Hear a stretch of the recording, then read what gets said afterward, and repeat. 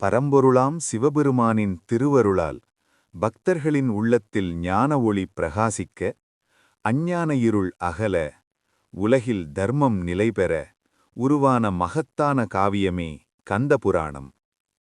தவ வலிமையால் அமரர்களையே சிறைபிடித்து உலகங்களையும் துன்புறுத்திய அசுராதிபனின் அகங்காரத்தை அழிக்க தேவர்கள் சிவபெருமானை சரணடைந்தனர்.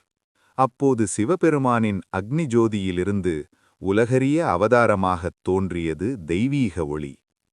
அந்த ஒளி சரவணப் பொய்கையில் 6 குழந்தைகளாய்ப் பிறந்து அம்மை பார்வதியின் கருணை அரவணைப்பில் ஆறுமுகனாய் ஒன்றிணைந்தது.